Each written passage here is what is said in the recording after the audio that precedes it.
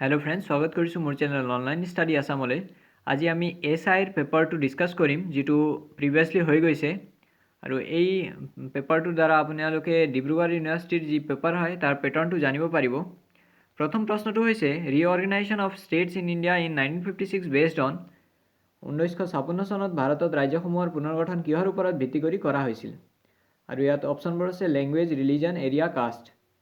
ইয়াৰে উত্তৰটো হ'ব লেংগুৱেজ। ভাষাৰ ওপৰত ভিত্তি কৰি 1956 চনত ভাৰতৰ ৰাজ্যসমূহক পুনৰ্গঠন কৰা হৈছিল আৰু ভাষাৰ ওপৰত ভিত্তি কৰি প্ৰথম যি ৰাজ্য গঠন কৰা হৈছিল সেইটো হ'ল অন্ধ্ৰপ্ৰদেশ। অন্ধ্ৰপ্ৰদেশ আছিলে ভাষাৰ ওপৰত ভিত্তি কৰি গঠন কৰা প্ৰথম ৰাজ্য।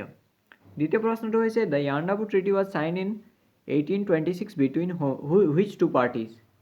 ইয়াণ্ডাবু চুক্তিখন 1826 চনত কাৰ কাৰ মাজত স্বাক্ষৰিত হৈছিলে। আৰু ইয়াৰ উত্তৰটো হ'ব ইষ্ট ইণ্ডিয়া কোম্পানী আৰু বাৰ্মিজ আৰু ইষ্ট ইণ্ডিয়া কোম্পানীৰ মাজত ইয়াণ্ডাবু চুক্তিখন হৈছিলে।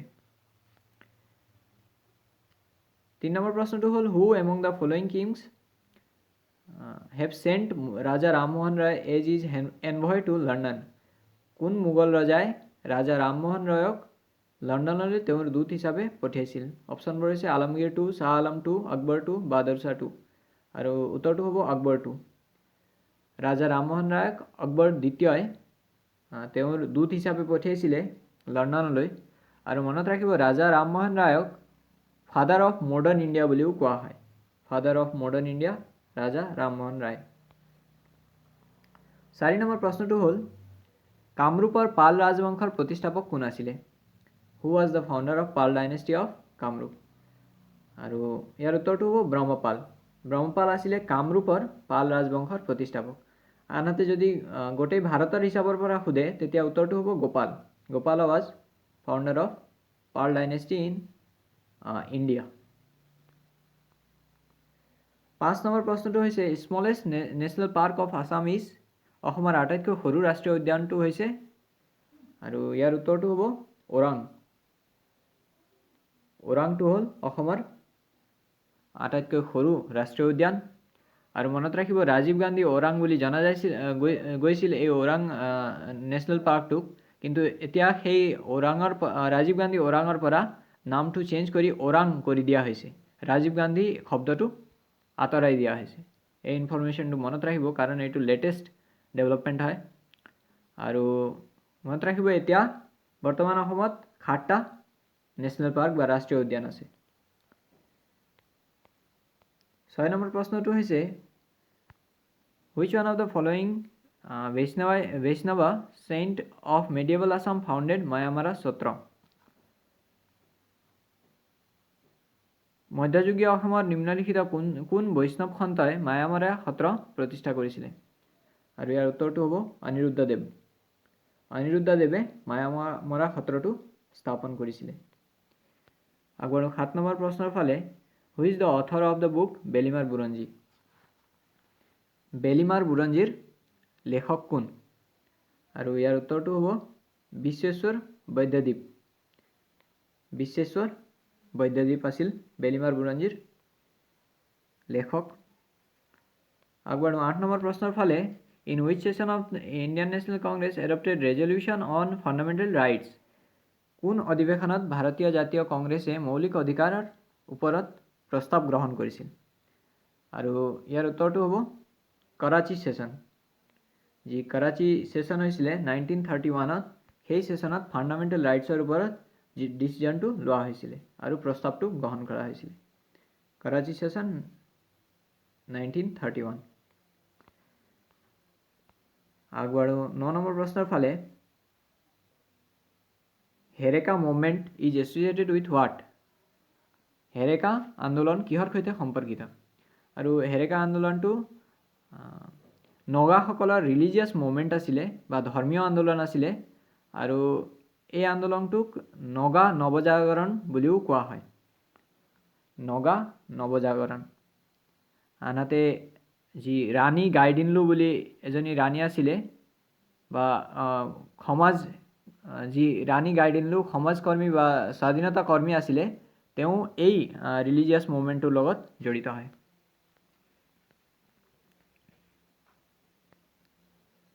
10 নম্বৰ প্ৰশ্নটো হৈছে the union cabinet on has approved extension of প্ৰধানমন্ত্ৰী বায়া বন্দনা যোজনা আপ টু হুইচ ডেট।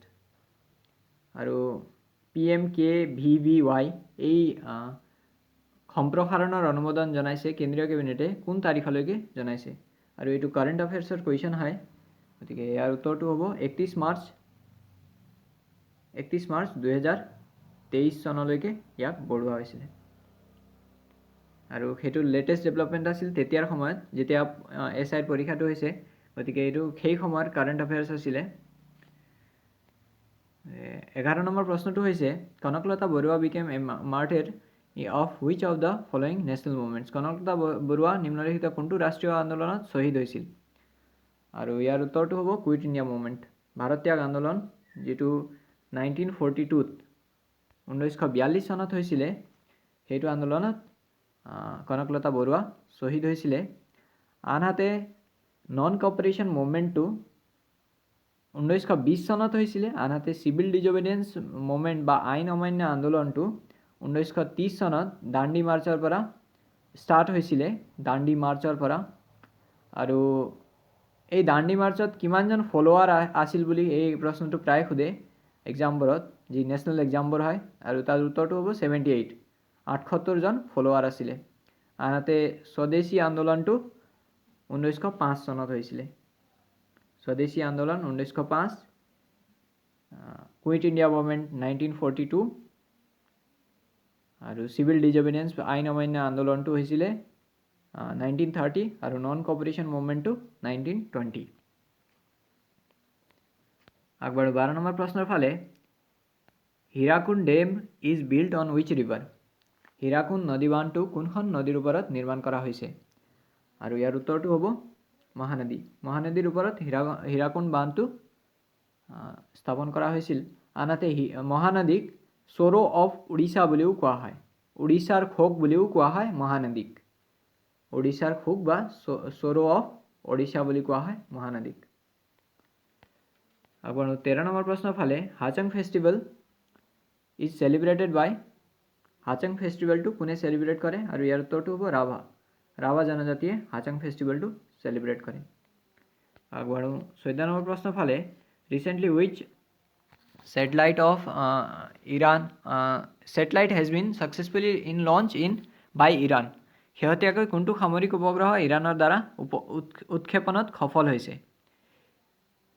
আৰু ইয়াৰ অপশ্যনবোৰ আছে নুৰ 1, শক্তি 1, তুফান আৰু অগ্নি 2। আৰু ইয়াৰ উত্তৰটো হ'ব নুৰ 1। এইটো কাৰেণ্ট এফেয়াৰ্ছৰ ডেভেলপমেণ্ট আছিলে, যিটো SIৰ সময়ত হৈছিলে। গতিকে পৰীক্ষাৰ আগত কাৰেণ্ট এফেয়াৰ্ছটো চাই যাব, নাপাহৰিব আপোনালোকেও। 15 নম্বৰ প্ৰশ্নটো হৈছে হু ক্ৰিয়েটেড দ্য খালছা পন্থ। খালছা পন্থ কোনে সৃষ্টি কৰিছিলে। খালছা পন্থটো শিখৰ লগত জড়িত হয়, শিখ ধৰ্মৰ লগত জড়িত হয়। আৰু খালছা পন্থটো ষ্টাৰ্ট কৰিছিলে গুৰু গোবিন্দ সিঙে। B number option, Guru Gobind সিঙে খালছা পন্থ ষ্টাৰ্ট কৰিছিলে। আৰু তেওঁ আছিলে 10তম গুৰু। শিখৰ 10তম গুৰু আছিলে গুৰু গোবিন্দ সিং। আনহাতে গুৰু অৰ্জুন দেৱ আছিলে শিখৰ 5th বা 5মতম গুৰু। আৰু গুৰু নানক দেৱ আছিলে তেওঁ প্ৰথম শিখৰ গুৰু। গতিকে খালছা পন্থটো গুৰু গোবিন্দ সিঙে ষ্টাৰ্ট কৰিছিলে, তেওঁ আছিলে 10তম গুৰু। 16 নম্বৰ প্ৰশ্নটো হৈছে disaster management act was made in. দুৰ্যোগ ব্যৱস্থাপনা আইন তৈয়াৰ কৰা হৈছিল, কেতিয়া তৈয়াৰ কৰা হৈছিল এই প্ৰশ্নটো সুধিছে। আৰু ইয়াৰ উত্তৰটো হ'ব 2005 চনত। 2005 চনত দুৰ্যোগ ব্যৱস্থাপনা আইনটো তৈয়াৰ কৰা হৈছিলে। আৰু মনত ৰাখিব আৰু এটা যি এক্টৰ বিষয়ে সোধে সেইটো হ'ল wild life protection act. Wild life protection act, আৰু সেইটো হৈছিলে 1972ত। এই কুৱেশ্যনটো প্ৰায়ে সুধি থাকে, নেশ্যনেল এক্সামবোৰত সোধে। আৰু ABUB যি আছাম পুলিচৰ ABUB তাতো সুধিব পৰাৰ চান্সেছ আছে। গতিকে দুৰ্যোগ ব্যৱস্থাপনা আইনটো 2005 চনত আৰু ৱাইল্ড লাইফ প্ৰটেকশ্যন এক্টটো 1972 চনত। 17 নম্বৰ প্ৰশ্নটো হৈছে who is the founder of Jorhat Sarbajanik Sabha. Jorhat সাৰ্বজনিক সভাৰ প্ৰতিষ্ঠাপক কোন আছিল। আৰু ইয়াৰ উত্তৰটো হ'ব জগন্নাথ বৰুৱা। জগন্নাথ বৰুৱা আছিলে যোৰহাট সাৰ্বজনিক সভাৰ প্ৰতিষ্ঠাপক 18 নম্বৰ প্ৰশ্নটো হৈছে who was the contemporary king of Bhaskar Varman of Kamarupa ভাস্কৰ বৰ্মনৰ সমসাময়িক ৰজা কোন আছিলে আৰু ইয়াৰ উত্তৰটো হ'ব হৰ্ষবৰ্ধন 19 নম্বৰ প্ৰশ্নটো হ'ল the national motto of India Satyameva Jayate inscribed below the emblem of India is taken from ভাৰতৰ প্ৰতীকৰ তলত খোদিত ভাৰতৰ ৰাষ্ট্ৰীয় মূলমন্ত্ৰ সত্যমেৱ জয়তে ক'ৰ পৰা লোৱা হৈছে আৰু ইয়াৰ উত্তৰটো হ'ব মুণ্ডক উপনিষদৰ পৰা যি সত্যমেৱ জয়তেটো লোৱা হৈছে আনহাতে মনত ৰাখিব 108টা আছে টোটাল উপনিষদৰ সংখ্যা মুঠ উপনিষদৰ সংখ্যা হ'ল 108 আগবাঢ়ো 20 নম্বৰ প্ৰশ্নৰ ফালে which of the following novels were written on the basis of world war নিম্নলিখিত কোনখন উপন্যাস দ্বিতীয় বিশ্বযুদ্ধৰ আধাৰত লিখা হৈছিল আৰু ইয়াৰ উত্তৰটো হ'ব জংগম নামৰ যি উপন্যাস আছিলে নভেল সেইটো লিখা হৈছিলে ওয়াৰ্ল্ড ওয়াৰ 2 ৰ ওপৰত আনহাতে আৰু এটা নভেল লিখা হৈছিলে যি যোগেশ দাসে লিখিছিলে সেইটো হ'ল ডাৱাৰ আৰু নাই আৰু জংগম আনহাতে যি অসমৰ এক্সামৰ ফালৰ পৰা অতিকৈ ইম্পৰ্টেণ্ট এটা কিতাপ আছে সেইটোৰ বিষয়ে জানি থোৱাটো ভাল হয় যেহেতু আমি কিতাপৰ ওপৰত ডিছকাশ্যন কৰি আছিলোঁ গতিকে এইটো মোষ্ট ইম্পৰ্টেণ্ট হয় গোটেই অসমৰ এক্সামৰ ফালৰ পৰা মোষ্ট ইম্পৰ্টেণ্ট হয় এই বুকখনৰ নাম হ'ল মাকাম আৰু ইয়াক ৰীতা চৌধুৰীয়ে লিখিছে আৰু ইয়াত অসমত থকা চাইনিজ গাঁও এখনৰ বিষয় আছে মাকাম নাম হয় কিতাপখনৰ আৰু এইটো খুবেই ইম্পৰ্টেণ্ট হয় আৰু ইয়াক ৰীতা চৌধুৰীয়ে লিখিছে 21 নম্বৰ প্ৰশ্নটো হ'ল in which of the following year Mahatma Gandhi did not came to Assam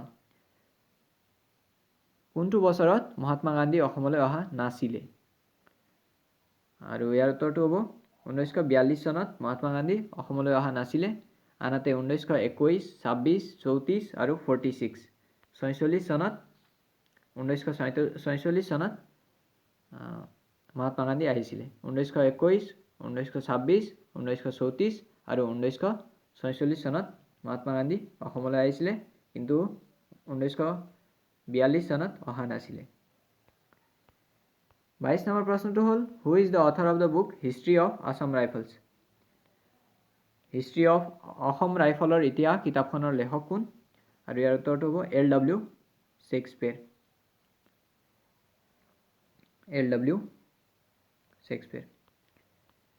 23 নম্বৰ প্ৰশ্নটো হ'ল the temple at Khajuraho were build by খাজুৰাহোৰ যি মন্দিৰবোৰ আছে টেম্পলছ বা গ্ৰুপ অফ টেম্পলছ বুলি কয় সেইটো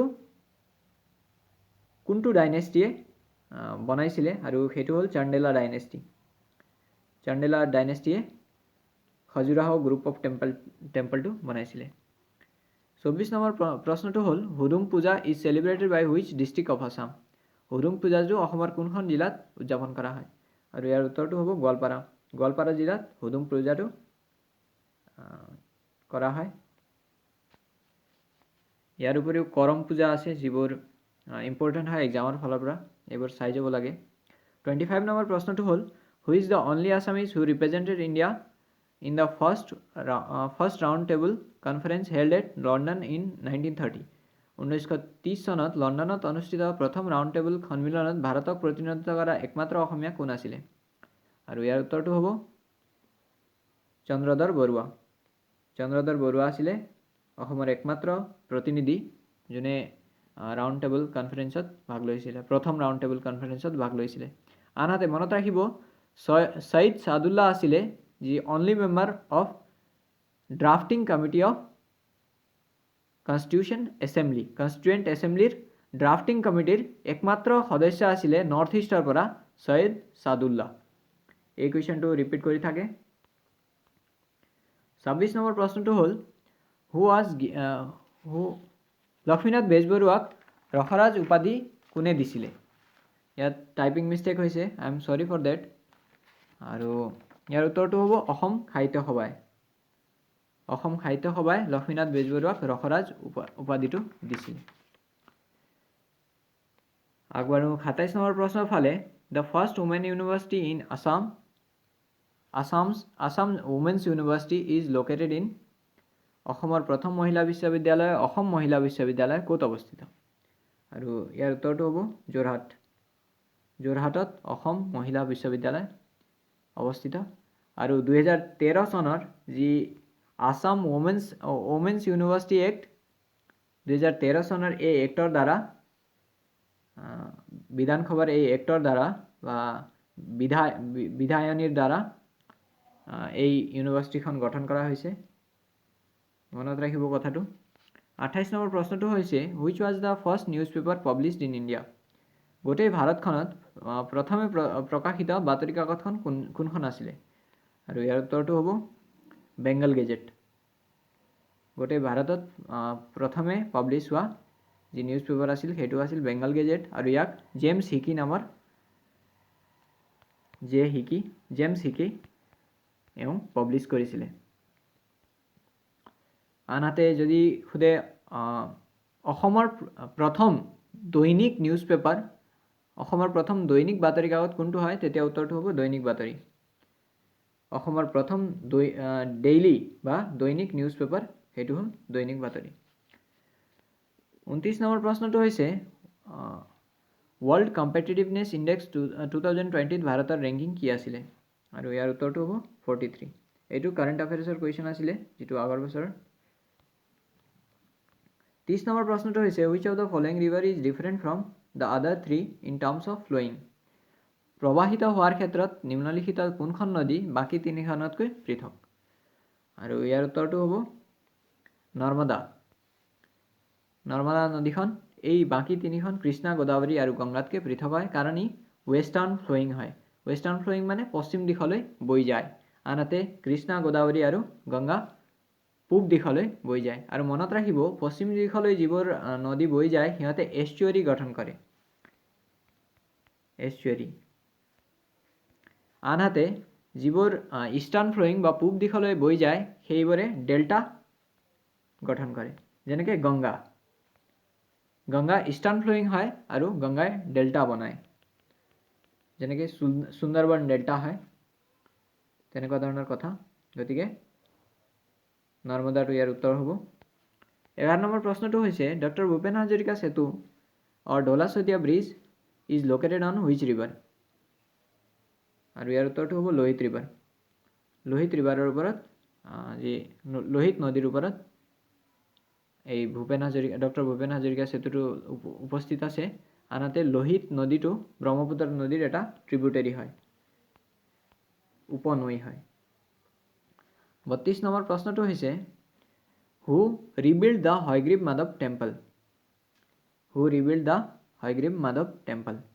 আৰু ইয়াৰ উত্তৰটো হ'ব ৰঘুদেৱ নাৰায়ণে হায়গ্ৰীৱ মাধৱ টেম্পলটো বা মন্দিৰটো পুনৰ নিৰ্মাণ কৰিছিলে আৰু এই হায়গ্ৰীৱ মাধৱ মন্দিৰটো মণিকুট হিলছত হায়গ্ৰীৱ মাধৱ মন্দিৰটো আছে 33 নম্বৰ প্ৰশ্নটো হ'ল which community celebrates Busu Dima festival আৰু ইয়াৰ উত্তৰটো হ'ব ডিমাছাসকলে বুসু ডিমা উৎসৱটো পালন কৰে 34 নম্বৰ প্ৰশ্নটো হ'ল Pongal is festival of which state Pongal কোনখন ৰাজ্যৰ উৎসৱ হয় আৰু ইয়াৰ উত্তৰটো হ'ব তামিলনাডু পোংগল হ'ল তামিলনাডুৰ এটা উৎসৱ 35 নম্বৰ প্ৰশ্নটো হ'ল লতাকটা ৰণ টুক place in the days of which Ahom king কোন আহোম ৰজাৰ দিনত লতাকটা ৰণ হৈছিলে আৰু ইয়াৰ নামটো লতাকটা এই কাৰণে হয় কাৰণ যুদ্ধলৈ যাওঁতে জংগলটো কাটি যাব লগা হৈছিলে আৰু গতিকে সেই কাৰণে ইয়াক লতাকটা ৰণ বুলিও কোৱা হয় আৰু ৰাজেশ্বৰ সিংহৰ দিনত এই লতাকটা ৰণটো হৈছিলে গতিকে আগবাঢ়ো 37 নম্বৰ প্ৰশ্নৰ ফালে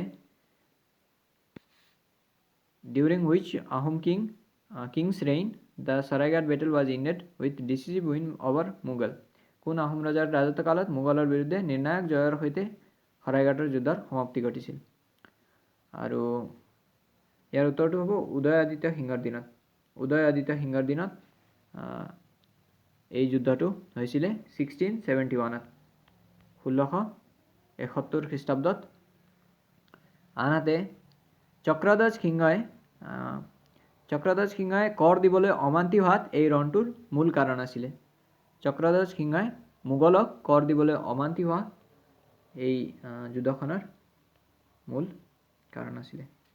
37 নম্বৰ প্ৰশ্নটো হ'ল what অকেজন is celebrated on 10 December. 10 ডিচেম্বৰত কি অনুষ্ঠান উদযাপন কৰা হয়? আৰু ইয়াৰ উত্তৰটো হ'ব হিউমেন ৰাইটছ ডে। মানৱ অধিকাৰ দিৱস হিচাপে পালন কৰা হয় 10 ডিচেম্বৰ তাৰিখে।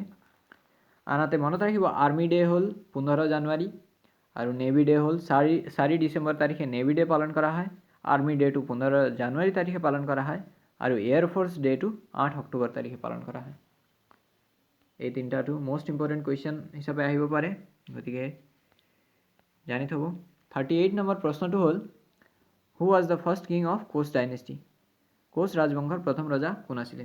আৰু ইয়াৰ উত্তৰটো হ'ব বিশ্বসিংহ। বিশ্বসিংহ আছিলে কোচ ৰাজবংশৰ প্ৰথম ৰজা। 39 নম্বৰ প্ৰশ্নটো হ'ল who was the writer of Namghosa. Namghosa কোনে লিখিছিলে? আৰু ইয়াৰ উত্তৰটো হ'ব মাধৱদেৱে। আনহাতে মনত ৰাখিব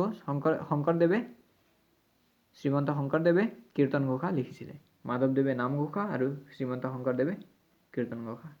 এই দুটা নামঘোষা আৰু কীৰ্তন ঘোষাত কনফিউজ হয়, গতিকে সেয়ে মই ৰিপিট কৰিছোঁ। 40 নম্বৰ কুৱেশ্যনটো হৈছে হু head established the Barpeta Satra in Barpeta. বৰপেটাত বৰপেটা সত্ৰটো কোনে স্থাপন কৰিছিলে? আৰু ইয়াৰ উত্তৰটো হ'ব দামোদৰদেৱ। দামোদৰদেৱে বৰপেটাত সত্ৰটো স্থাপন কৰিছিলে।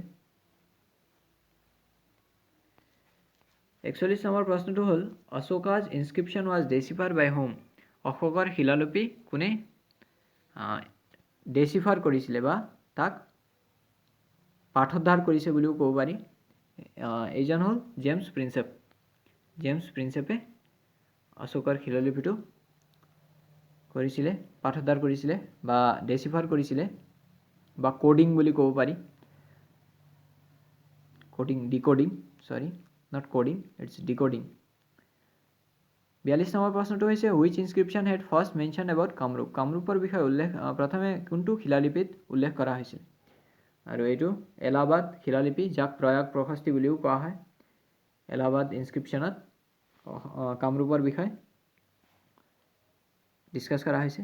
মনত ৰাখিব এই যিবোৰ ইনফৰমেশ্যন আছে অসম হিষ্ট্ৰীৰ কমপ্লিট ইনফৰমেশ্যনবোৰ মই কমপ্লিট অসম হিষ্ট্ৰীৰ টপিকটো বনাই আছোঁ, যিটো ছেবাৰ বুকৰ পৰা লোৱা হৈছে। মই অলৰেডি 7 ক্লাছ আৰু 8 ক্লাছৰ টপিকখিনি কমপ্লিট কৰিছোঁ আৰু তাৰ দুটা পাৰ্ট অলৰেডি হৈ গৈছে, যি complete Assam history from SEBA book সেই ছিৰিজটোৰ। গতিকে আপোনালোকে যদি ইচ্ছা কৰে চাব পাৰে। এইটো অসম হিষ্ট্ৰীৰ কমপ্লিট অসম হিষ্ট্ৰীৰ ফালৰ পৰা বহুত ইম্পৰ্টেণ্ট হ'ব বুলি মই ভাবোঁ। 43 নম্বৰ কুৱেশ্যনটো আৰু এই যি পাৰ্ট 1 আৰু পাৰ্ট 2ৰ যি কমপ্লিট আছাম হিষ্ট্ৰীৰ পাৰ্ট 1 আৰু পাৰ্ট 2ৰ ডেছক্ৰিপশ্যনটো লিংকত দিয়া হৈছে। 43 নম্বৰ কুৱেশ্যনটো হৈছে headquarter of NABARD is located in which place. নাবাৰৰ মুখ্য কাৰ্যালয় ক'ত অৱস্থিত? আৰু ইয়াৰ উত্তৰটো হৈছে মুম্বাইত। মুম্বাইত নাবাৰৰ হেডকোৱাৰ্টাৰটো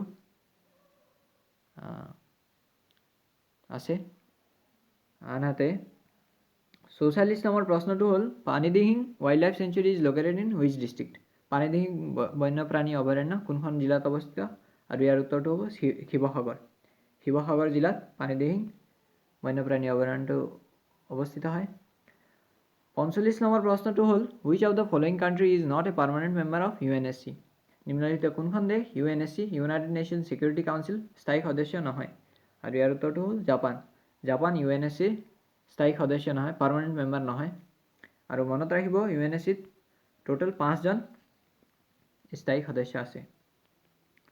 টোটেল 5জন স্থায়ী সদস্য আছে। আৰু মনত ৰাখিব UNGAৰ ইউনাইটেড নেশ্যন জেনেৰেল এছেম্বলিৰ হেডকোৱাৰ্টাৰটো আছে নিউয়ৰ্কত। নিউয়ৰ্ক। এই প্ৰশ্নটো প্ৰায় ৰিপিট কৰি থাকে।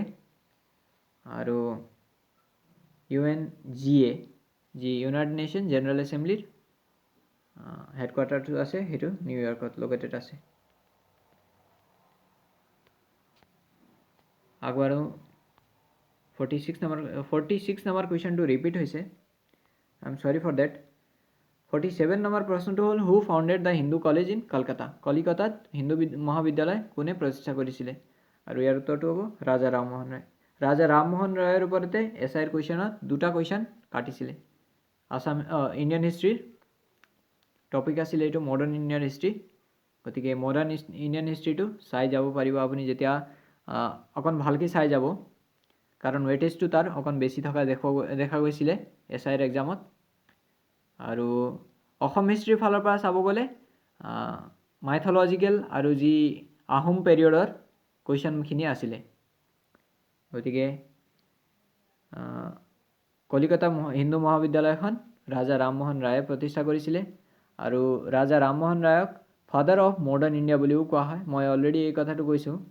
আনহাতে মনত ৰাখিব ফাদাৰ অফ ইণ্ডিয়ান ৰেনেছা বা ভাৰতীয় নৱজাগৰণৰ পিতৃ বুলি বাল গংগাধৰ তিলকক কোৱা হয়। Father of Indian renaissance Bal Gangadhar Tilak, father of modern India Raja Rammohan Roy. 48 নম্বৰ প্ৰশ্নটো হৈছে who is known as Bihagi Kabi, Bihagi কবি নামেৰে কাক জনা যায়? আৰু এওঁ হ'ল ৰঘুনাথ চৌধুৰী। ৰঘুনাথ চৌধুৰীক বিহগী কবি ৰূপে জনা যায়। আনহাতে 49 নম্বৰ প্ৰশ্নটো হ'ল Vishakha and others versus state of Rajasthan judgement is based on which subject matter. Vishakha আৰু অন্য বনাম ৰাজস্থান ৰাজ্যৰ হাইকোৰ্টৰ ৰায় কোনটো বিষয়ৰ ওপৰত আধাৰিত? ৰাজস্থান ৰাজ্য আৰু এইটো হ'ল sexual harassment at work place. Sexual harassment at work place. আৰু মনত ৰাখিব বিশাখা গাইডলাইন্সবোৰ দিয়া থাকে, যিবোৰ এনকোড কৰা হৈছে, সেইটো বিশাখা গাইডলাইন্স বুলি এনকোড কৰা হৈছে sexual harassment at work place বা কৰ্মক্ষেত্ৰত যৌন উৎপীড়নৰ বিৰুদ্ধে। আৰু 50 নম্বৰ প্ৰশ্ন আৰু লাষ্ট কুৱেশ্যন হ'ল which of the following ornaments is not worn on neck. নিম্নলিখিত কোনটো অলংকাৰ ডিঙিত পিন্ধা নহয়? আৰু ইয়াৰ উত্তৰটো হ'ল থুৰীয়া।